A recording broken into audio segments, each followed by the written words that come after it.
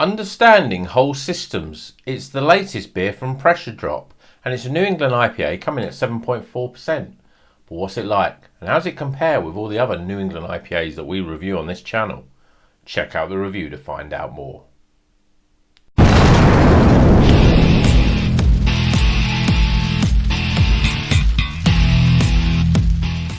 Welcome back to Rocker's Beer Review. Today we're going to be reviewing this beer, and it's by Pressure Drop, those from Tottenham Hale in North London, and it is a Understanding Whole Systems, which has got a very sort of scientific type of can art on there. I mean, I tried to read this, and to be honest, you've got to have supersonic eyesight to be able to see what all of this stuff means and what it's all about.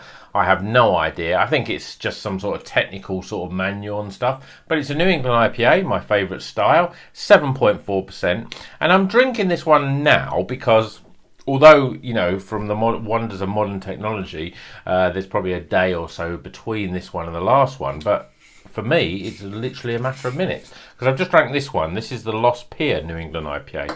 And I really like that one.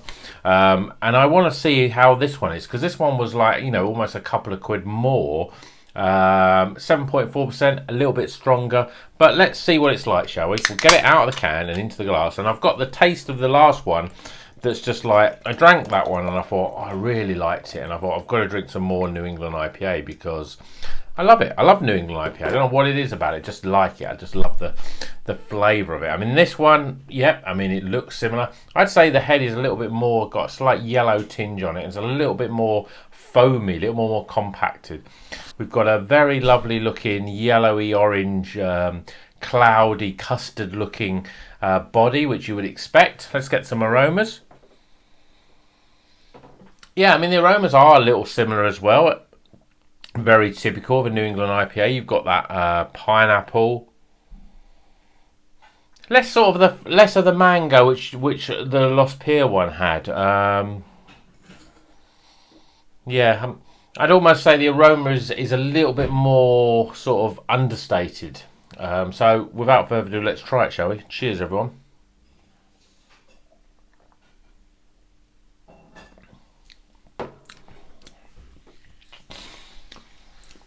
Yeah, to me, I mean, it makes it a lot easier when I've drank the other one because I can still sort of remember very clearly how it tasted. This one has got a very big pineapple flavour, but there's a less of the mango. It's got a lovely soft mouthfeel.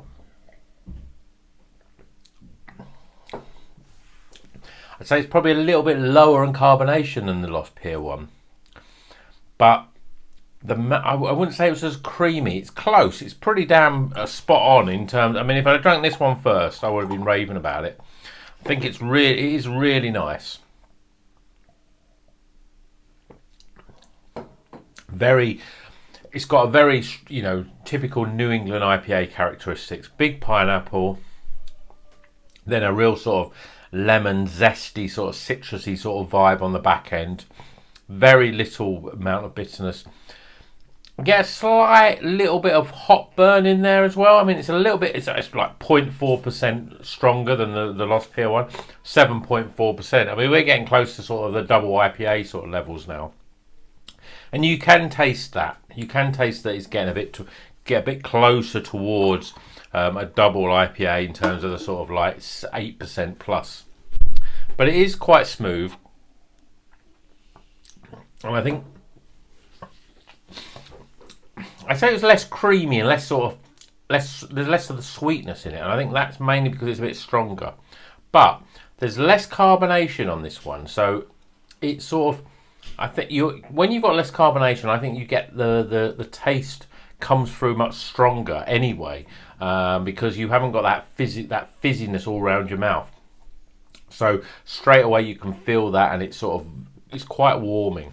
It's a lovely beer. I mean, I'm biased because I love New England IPAs, and I'm sure, you know, if you're watching this video, you know, in 6 months after it was released, you know, you'll probably hear me going on saying, oh yeah, I love stouts, I'm a big fan of imperial stouts. But at the moment, and it's pretty much in the last sort of 6 months, or no, well, it's not been 6 months. Well, we're in November now. I started this channel in June, so we're in 5 months in.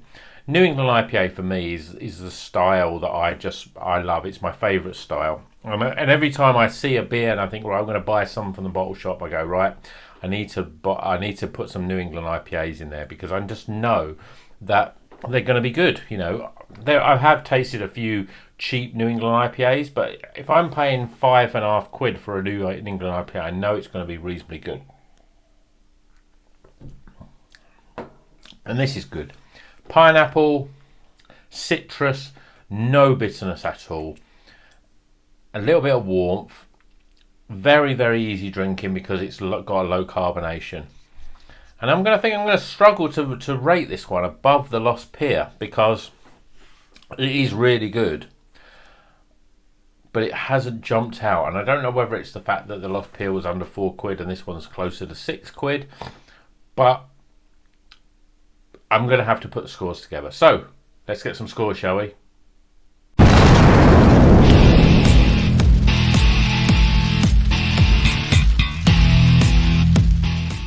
Okay, the scores are in for this Pressure Drop Understanding Whole Systems. It's a New England IPA. It's coming in at 7.4%. One thing I haven't mentioned, with the Lost Pier one, there was, you know, it was a 7% New England IPA, but there was nothing, it didn't say what sort of hops were in it. And this one does, but it says Citra, just Citra on its own.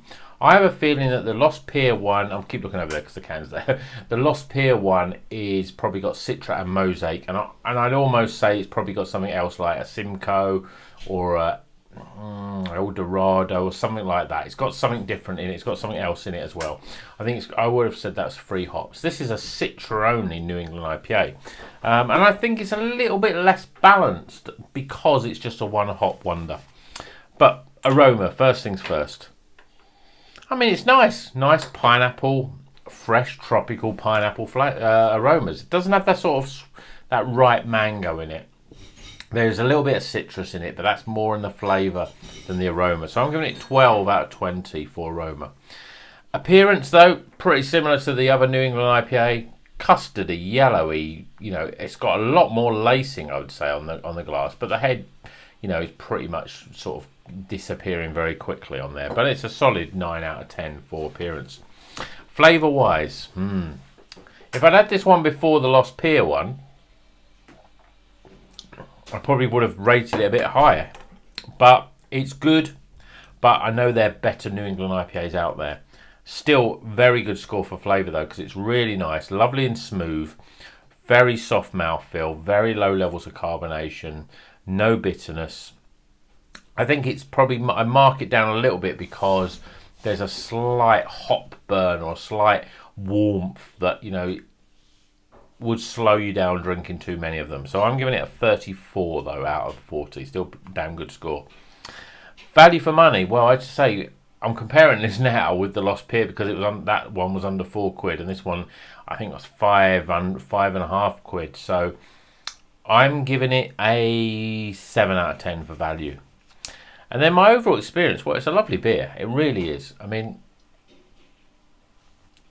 sometimes I think that, you know, you've got to really make a big mistake when it comes to brewing a New England IPA, because for me, as a style, they are quite consistent, you know, a good level of consistency, I think, with a New England IPA. This one is up there with, you know, good and great sort of levels. But I'm a little bit spoilt by the Lost Pier one because I think it had a little bit more to it, had a bit more mango, and it didn't have that. It sort of dialed. Although it had a really nice creamy mouthfeel, and it was full of flavour. You didn't get that sort of that warmth, that burn, which can sometimes sort of, you know, I think that affects your overall experience. I wouldn't want to drink too many of these because I think I know what they're going to do to me. Where the Lost Pier one, even though it's only 0.4% less, certainly has a much smoother and less sort of doesn't taste as alcoholic, so I could drink more of those.